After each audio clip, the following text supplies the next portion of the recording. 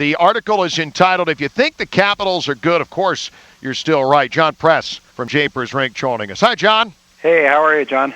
Doing great. You list in the article here, and had a chance to read it this afternoon, and great stuff as always.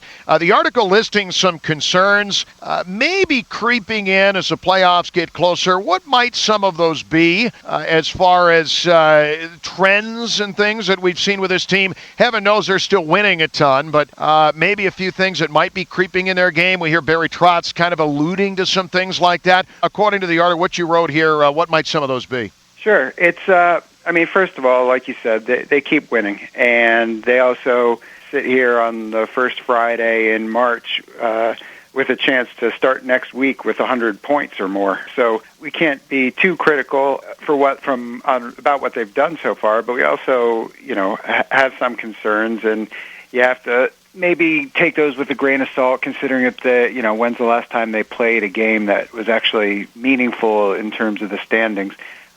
So you look at all the totality of circumstances, but there's some numbers that kind of raise a little bit of a yellow flag, not necessarily a red flag. Obviously Braden Holtby hasn't quite been as sharp as he was maybe prior to the new year over the past month and change. And that's obviously, to me, that's sort of the big concern, getting him back on track, getting him back to where he was in December, in November, when he was essentially unbeatable and looked like an absolute runaway Vezina winner. Right now, he's certainly still very much in that Vezina conversation. I think if he breaks Martin Brodeur's wins record, I think that certainly helps his resume there, but his numbers have slipped a little bit. You don't even need to look at the numbers to know it. You can see his game, maybe not as sharp as it was early on. So to me, that's the big one, because if he's not sharp, the rest of it's probably somewhat academic at this point. But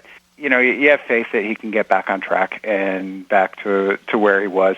But team-wide, there's some numbers that are sliding a little bit too, and those are sort of the underlying shot metrics that we look at when we're talking about possession and when we're talking about sort of the inputs that go into the outputs that end up being goals. And they've slipped at both ends of the ice. The Caps aren't generating as many shot attempts at 5-on-5, and they're allowing more than they were. And obviously, the combination of those things means that your overall percentage of the shots that are being taken in a game are going down. And, they start, when they dip below 50%, it's a concern. And, when they dip below, maybe 52%, you start wondering just how good a team is. But, the reality is, like we were saying, this team has a huge lead. They haven't had to be sharp for a long time. And, one of the places that you see this sort of manifesting itself the most is obviously with the slow starts that have become way too frequent, bad first periods. Caps on the season now, their first periods don't look impressive at all. They actually have a negative goal differential, just -1 at 5-on-5 in first period of games. But they've turned it on and are a good team in the second period and just a simply outstanding team in the third period. So those things kind of give you a sense that they can flip the switch, as it were, and when they need to, and turn it on and do what they need to do to win games. JP, thinking of, and there's a lot to chew on there, but in talking about having the big lead, and there is some human nature involved here, and thinking back to the game 2 against Chicago, where they come out flying in the first period, outshoot them 17-6. You've got an emotional game against a rival here with the Penguins, where the pace is pretty good. Maybe not everything they wanted in a game, but with a good team who was playing really well, coming in and finding a way to win on a night like that. It does seem that this team can rise to the occasion. And then when you've got a game like Toronto, it was not, I used the phrase aesthetically pleasing earlier, but they find a way, and it ends up being one of those one-goal games. How much of it is because they have such a big lead, and because, let's be honest, they have nothing to play for at this point. They could take 10 guys out of the lineup. They're still going to win the Metropolitan Division. You could be 20 points up on the Rangers with 18 games to go if you win here tonight. I asked Jason Chimera about it. a little bit earlier about being able to, keep the foot down. Do you guys realize what you're doing? You always talk about wanting to win the next game, but, there has to be some of that. Yeah, they realize what's going on here, the best start in NHL history. How much does that play into it? Well, I mean, only they know, to be honest. But it is reality. They're sitting because of where they are in the standings. It's an 82-game season. It's a grind, even when you're tight in the standings. When you're sitting there in mid-February playing through some of these games that aren't your division rivals. That we've seen them have trouble getting up for those games before.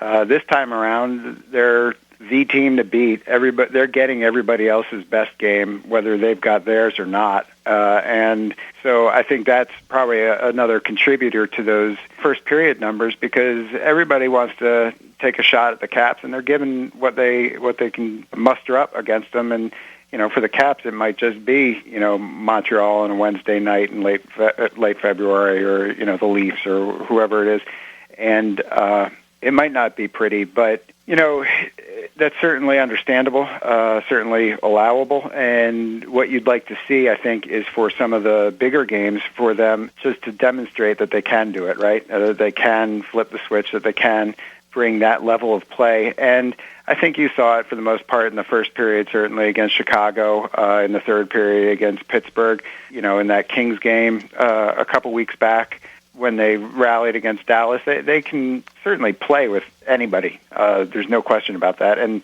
come out on top more often than not, as their record obviously shows. I think, you'd like to see a complete game tonight, against a big rival in the Rangers. Pretty much just put the nail in the coffin to the Rangers tonight. Then you'd like to see them go on the road with this Western swing coming up against a couple of real top-notch teams in Anaheim and LA. And then, you've got San Jose and Boston, I think, bookending that trip, and those are no slouches either. So, the next 5 games, they've got a chance to show that they can flip the switch, that they can play with anybody and that kind of thing. And you'd like to see it, but if it doesn't happen, it's probably not the end of the world. I mean, these guys know what they have to do, but you don't want to get to a point where you're relying on flipping a switch, because that's, we've seen that before with this team when they had the big leads in the Southeast Division, or, even in 2009-10, they didn't quite have dips in their underlying play like they have this year. So, for my money, I'd rather see some real strong play with these underlying numbers over the next handful of games, even if the results aren't necessarily there, versus maybe some bad results that could conceivably reinforce some habits that you don't want creeping into your game. John Press from Japers Rink. The name of the article, if you think the Capitals are good, of course, you're still right. So pick that up and take a look at it here, japersrink.com. JP, this team has played a lot of one-goal games. There have been a ton of them lately. It seems like every score is 3-2 at this point. Barry Trotz has called it over the long haul during his time here being comfortable in uncomfortable situations. 2 years ago, this team was awful in those situations. Now they're probably the best in hockey. What do you think makes them so tough in one-goal games, and any concern that there are that many one-goal games at this point? Yeah, I mean, I think Vogue's had the numbers today. I think their last 4 wins are 3-2, something like 6 of the last 8 games, 9 of the last 15 have been 3-2 games. So obviously they're playing a lot of them, and it's something that's interesting to look at and talk about. My friend Pat over at Russian Machine had a post on it today. We touched on it in that article that we've been talking about earlier.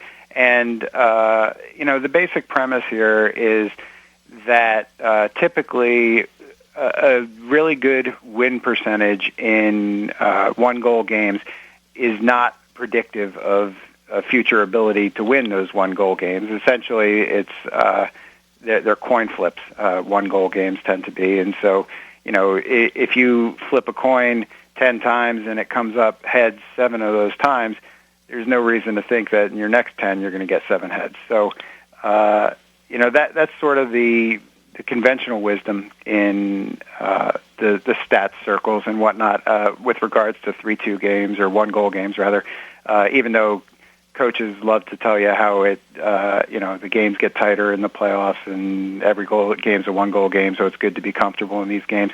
But I think there are reasons to believe that the Caps might be a little more than just winning coin flips in these games. First and foremost, like we said again and again, they haven't played a meaningful game in forever. So, a lot of times when you have enough skill and talent to do the minimum that it takes to win, you're probably going to play in a lot of these one-goal games. So that's one thing, and that's probably a little more anecdotal than anything else. But I think the big thing to remember with the Caps is, even if you took away these one-goal games, even if you dropped them to a 500 win percentage in those games, they're still a tremendous team. They still have a great record, and that's because they're in the top 1 or 2 in the league in 2-goal games and 3-goal games. This is a team that wins every kind of game. And so, the worry that they're getting their records inflated by one-goal wins isn't necessarily as convincing as it might be with other teams. And the third thing is, like we said earlier, that they've been a dominant third-period team. And obviously, one-goal games are, by definition, going to be close in the third period. So when you're controlling the game in the third period, like the Caps have, I think it's reasonable to believe that those games aren't necessarily 50-50 shots, and that you should expect them to win more often than not. So I think that there's probably no question that the Caps have had some good luck that has propped up their record in one-goal games. But I'm not too concerned that they're a fraud or anything based on the fact that they've won a lot of one-goal games. And, they may not continue to win upwards of 70% of them or whatever the number is right now. But, I'll take my chances with those guys in the way they play third periods. At japersrink.com, name of the article, if you think the Capitals are good, of course you're still right. Check it out when you have time here before a puck drop. John Press joining us here from Japers Rink. JP, thanks for joining us. Appreciate it. My pleasure.